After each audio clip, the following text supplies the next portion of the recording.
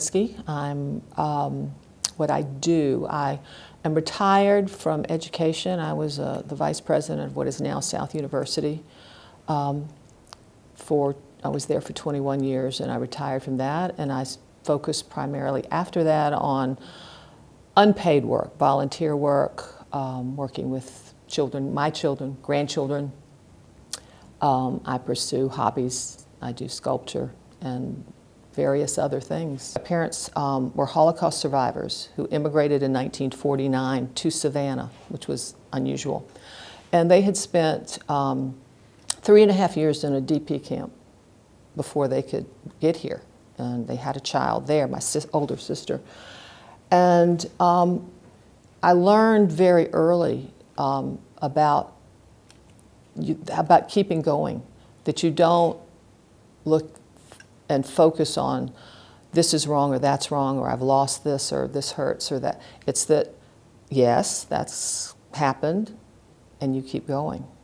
That's what life's about, that everybody at some level or another has an experience, and it's bad. And then you have a good one, and you just keep moving, I think. And I think by comparison, they set a standard that, because they saw the worst. They lost the most. It's hard to imagine how much they lost. And if they can do it, then what am I complaining about? I knew that at a very early age. And that sets a tone. It makes it different than when your expectations are that life is supposed to be risk-free and happy, and then suddenly everything is a trauma. It's not.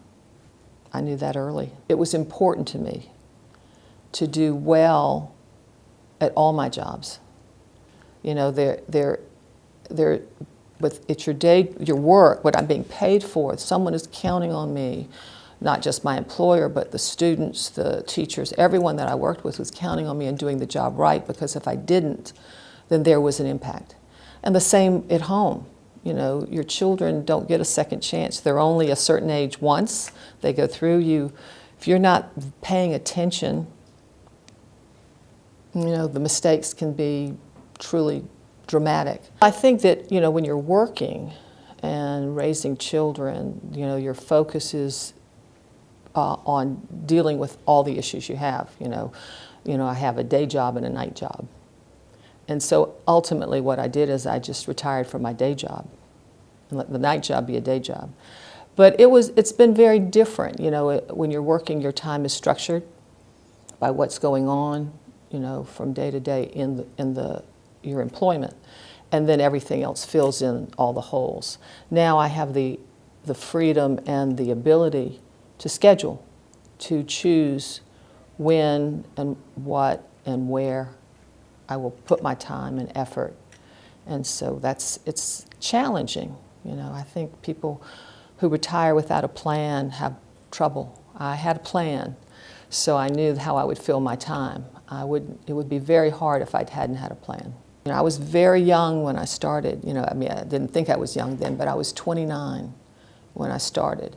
So I moved into an administrative role by the time I was 31, which right now seems very young. But, he was, as long as you can do the job, and he gave the opportunity to do the job. But there were moments, I would have conversations with other academic officers at other schools who were older and were men, and at the end of the conversation might be, well, goodbye, dear. So that kind of thing that, I'm not going to say anything to him, but, I get it. It was sort of that condescending, you're a girl.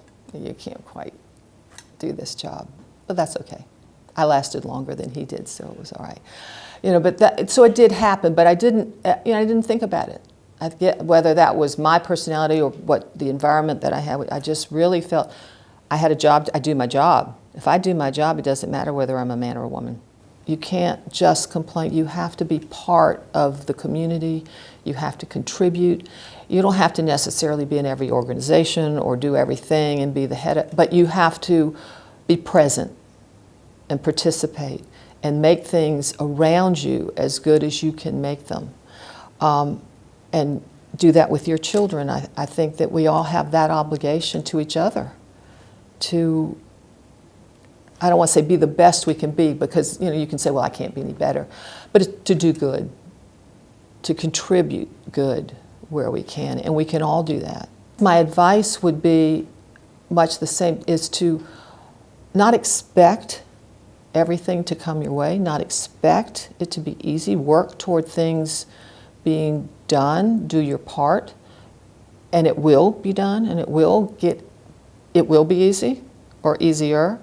But to not assume life is not risk-free, right? Life is not without trauma, and that's part of it. That's not bad. That's just part of growing and learning and maturing, and you have to be prepared to deal with it, because if it's where people, I think, lose their way is when they're not prepared and they don't prepare themselves to deal with the things that will happen. You will lose parents, you will lose loved ones, you will lose a job, money may be, things will happen.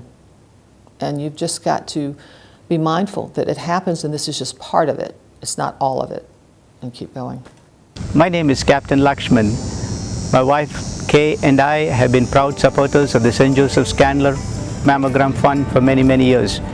We highly appreciate you consider donating to this good cause.